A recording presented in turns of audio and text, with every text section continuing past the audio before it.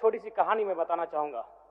एक महिला थी, उसकी छोटी बच्ची जिसकी उम्र 5 वर्ष थी, वो अपनी माँ से आकर पूछती है कि माँ, छोटे भाई का मृत्यु कब होगा? तो माँ ने पूछा कि बेटी तुम ऐसा क्यों कह रही हो, अपने छोटे भाई को मरने के लिए क्यों कह रही हो?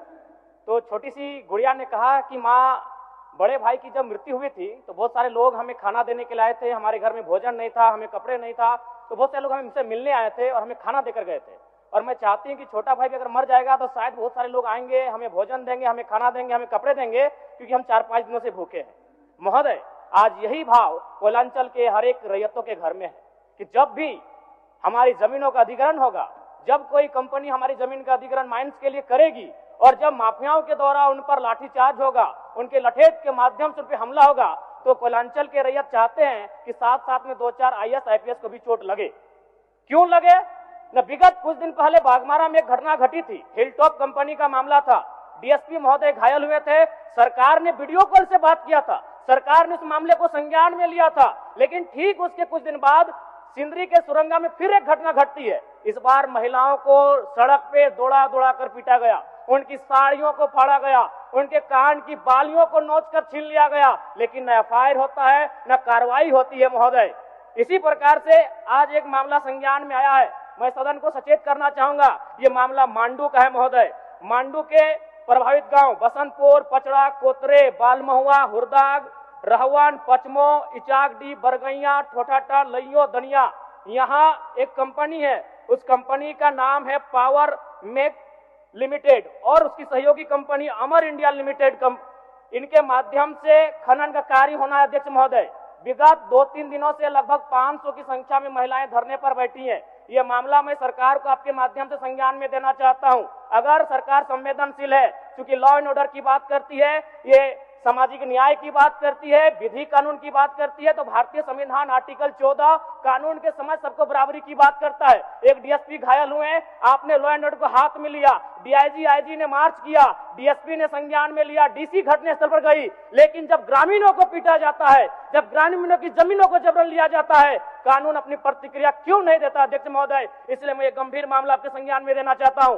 महोदय, भारतीय संविधान आर्टिकल 301 कहता है, क्योंकि इससे पहले जो जमीन का मामला था वो हमारा मौलिक अधिकार था, लेकिन संशोधन करते हुए 300A में डाला गया है। वर्तमान वो हमारा मौलिक अधिकार न होकर संवैधानिक अधिकार है। अध्यक्ष महोदय, और वो क्लाउज कहता है कि जिसके पास भूमि नहीं है सरकार उसे भूमि आवंटित करेगी, लेकिन यहाँ दुर्भाग्य इस राज्य का कि जिनकी भूमि है, सदियों से, हजारों वर्षों से वो भूमि पर वो जोत कोड़ करते हैं, और आज लगता है कि ब्रिटानिया हुकूमत बरकरार है, ईस्ट इंडिया कंपनी का शासन इस राज्य में बरकरार है। आज इसी प्रशासन के जोर पर आज उनकी जमीनों का जबरन अधिग्रहण किया जाता है। मांडू का मामला को संज्ञान में लीजिए, सुरंगा का मामला संज्ञान में लीजिए, भौरा का मामला संज्ञान में लीजिए। अध्यक्ष महोदय, क्योंकि रोज रोज आपके DSP घायल होने का इंतजार मत कीजिए। विधि के समक्ष अगर सब बराबर हैं तो रैयतों को भी जान जाती है, रैयतों को भी चोट लगता है। इस मामले को संज्ञान में लेंगे। महोदय, मैं आगे कहना चाहूंगा, अभी वरिष्ठ नेता ने कहा लॉ एंड ऑर्डर, मैं मानता हूं कि लॉ एंड ऑर्डर आपका है, लेकिन कहां है अध्यक्ष महोदय? गांवों में, खेतों में, खलिहानों में, बालू और कोयला के खदानों में, माफियाओं की जेब में आपका लॉ एंड ऑर्डर है। महोदय, मैं पढ़ के बताना चाहूंगा, OB डंपिंग को लेकर भिड़ंत, फायरिंग, बमबाजी, रेती जमीन पर OB डंप किए जाने को लेकर पहले भी हो चुका है संघर्ष, चले थे गोली बम, मामला जीनागोड़ा का।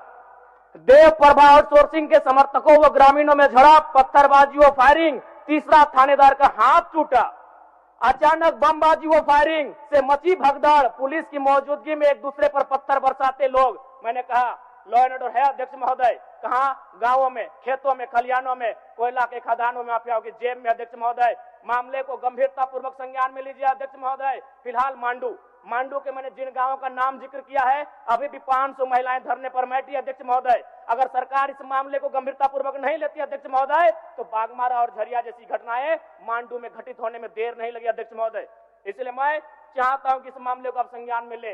दूसरी बात अध्यक्ष महोदय, मैं आपके माध्यम से एक अत्यंत गंभीर मामला संज्ञान में देना चाहता हूं। धनबाद जिला तोपचाची प्रखंड अंतर्गत पिपराडी गांव, आजादी के 78 साल बाद भी उस गांव की सड़क मुख्य सड़क से जुड़ नहीं पाई है। उनका मामला आता है अभयारण्य भूमि। सेंचुरी का भूमि का मामला संज्ञान में आता है। अध्यक्ष महोदय, मैं सदन के माध्यम से सरकार से पूछना चाहता हूं कि पारासनाथ पहाड़ में सड़क बन सकता है तो पिपराडी गांव में क्यों नहीं बन सकता है अध्यक्ष महोदय?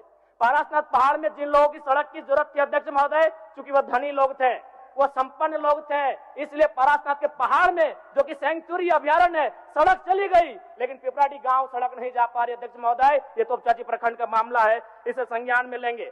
दूसरी बात अध्यक्ष महोदय, जो विषय मैंने कहा 300A में स्पष्ट है कि राज्य अपनी विधायकी शक्ति का उपयोग करके संपत्ति के अधिकारों को सीमित, कम या बदल कर सकता है। इसलिए आपसे आग्रह होगा, जो भी मामले भूमि संबंधित खासकर खनन क्षेत्रों से आते हैं, उसके लिए आप एक पोर्टल बनाए अध्यक्ष महोदय, एक शिकायत पत्रिका बनाए अध्यक्ष महोदय, क्योंकि मामला बहुत ही हिंसक रूप धारण कर लेता है। मैं उस क्षेत्र से आता हूं, मैं कोयलांचल के क्षेत्र से आता हूं अध्यक्ष महोदय, मैं रोज बमबारिश, गोली, तमाम घटनाओं को देखता हूं, सुनता हूं अध्यक्ष महोदय, और आम व्यक्ति की कहीं सुनी नहीं जाती है। इसलिए आपके माध्यम से सरकार से मेरा आग्रह होगा, ऐसे विषयों पर सरकार गंभीर रहे। अगर गंभीर नहीं रहती है तो अप्रिय और अनहोनी घटना होने में देर नहीं लगी अध्यक्ष महोदय। धन्यवाद अध्यक्ष महोदय, बहुत बहुत धन्यवाद। माननीय सदस्यगण।